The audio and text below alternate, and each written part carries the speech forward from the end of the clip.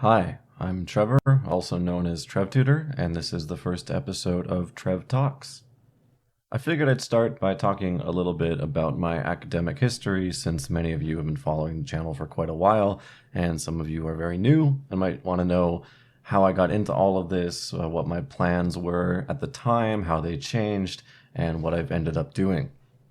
So, coming from high school, I was always told that I was pretty good at math and sciences and that I needed to pursue some career in that path.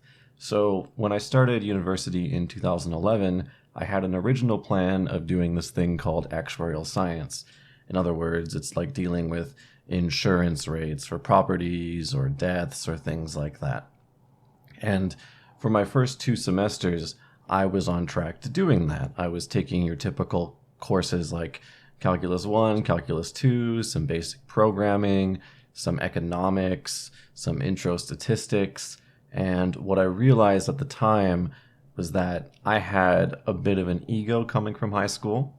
I didn't know quite how to study, and the professors at a university with class sizes of 200 to 450 people, they don't really care, and they're not there to have you pass and get a good grade by just understanding the basics. You really needed to go above and beyond, be able to do all of the difficult problems, and think about things conceptually. So for me, this was a turning point. Instead of challenging it face on, I retreated to the things that I enjoyed as electives so far, and that was linguistics, so studying language. And the interesting thing about language studying is that it's very similar to mathematics. There's a lot of overlap, but there is a fundamental difference in that studying linguistics is more about looking at large data sets and solving problems, and mathematics was taking a look at either theoretical applications or sometimes the real applications, and still at that point using equations to solve those, or thinking about proofs. How can we prove through a series of deductions that this is true? Now, that goes in linguistics too, but it's a lot lighter on that end. So there were some other things I was interested in other than linguistics. I wanted to take psychology courses because I was told they were easy at first, but I was also really interested in the brain, how that works, how people perceive in general, how people are able to learn things, how they're able to pay attention to things, because I've always felt like I've had a bit of a supporting role and I need to play into that. But not only psychology, there's this other area that I was really interested in, which was philosophical logic. I looked at a lot of the course outlines and syllabi for that, and I saw some more math puzzles. For instance, if you take P and P arrow Q, you get Q out of it. If you take P or Q and not Q, you get P out of it. And these problems just seemed really interesting to me. So there was this field at my university that allowed me to do all of these things and also still keep doing computing science if I wanted to, and that was the cognitive science program. It basically combines psychology, philosophy, linguistics, and computing science into one coherent major where you could learn about all of those things and how they intertwine. And that was great because I could continue doing linguistics, I could take those logic courses I wanted to take, and I could study some psychology and computing science at the same time. So I continued with that for about a year. I had a lot of success in those areas. The courses were a lot more interesting to me personally. And what was interesting was that with the logic courses, the professor was great, but you still really had to read the book. And the book was very technical. This was a philosopher who lived and breathed mathematics, and he wrote his own book, and it was very technical. So in that logic course, I learned how to read basically a mathematics textbook, which was something that I had never done before, because typically in math classes in high school, you don't read the textbook, you go to lectures and you learn from there. And I started to realize that my failures in mathematics and statistics early on in those first 2 semesters came from a lack of being able to read and understand textbooks in advance. So after taking the course in philosophical logic and a couple follow-ups, which were also great, that's when I decided to tackle mathematics again. And I did that through discrete mathematics I did that through linear algebra. I did that through taking my Calculus 2 course again and my stat course again, significantly improving those grades. And then eventually I would take Introduction to Real Analysis and other math courses after learning how to read these books. And what I found was that reading those books was essential to success because the professors and your instructors who are teaching those courses don't cover everything, and in lecture, they're taking the short form to describe things. If you really want to understand the concepts behind everything that you're learning, you need to be able to read the books. So when I took discrete mathematics, one thing that stood out to me right away was the unfortunate circumstance I was in where I had a professor who wrote on an overhead projector about one letter a second, so we barely got to cover anything in class. I had a teaching assistant who could not present problems and did not have a firm grasp on English. Their idea of running a tutorial was facing a whiteboard and writing out solutions while basically whispering how they were being done to a room full of 20 people. Not super helpful, as you can imagine. And the other problem was that this was at a time in 2011 or 2012, maybe 2013, where YouTube just did not have anything on discrete mathematics that wasn't from a university from India. We've all been there. We've had to find specific topics. We go to a channel. It's an Indian university. It's very good quality, but sometimes a little bit hard to follow, especially if you're not used to that kind of teaching, and I wasn't at that point. So at around 2014, after doing these courses and reading the books and learning to understand the concepts and finding faults with books, finding faults with presentations, finding faults with my instructors and how they deliver material, I eventually turned that into TrevTutor, which is what we have now. And I still believe that my discrete math series is maybe not the best one on YouTube, but it's certainly a helpful one that breaks down the concepts simply. We may not tackle the hardest problems out there, but it's still enough to give you the fundamentals where if you read a book afterwards, you're able to understand things, which is important. So this continued on. I started doing the linguistics series because I loved my linguistics courses. I continued doing more mathematics courses as I took them. So I would complete a course. I'd spend a few months after the course reviewing the material, trying to figure out how to teach it, and then I'd produce content on that.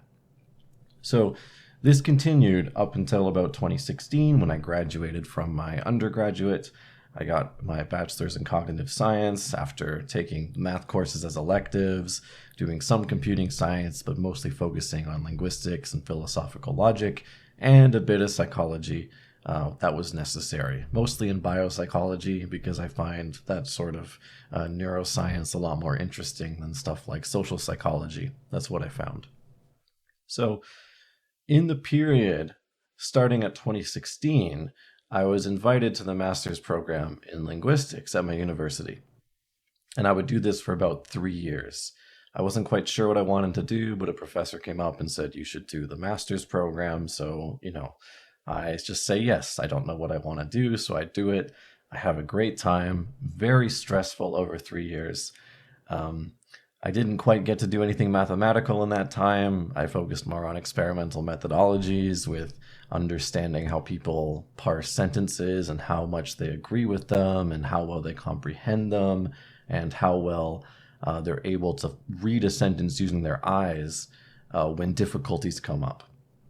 So that's a topic for another video, but that was such a great time where I really got to develop my skills.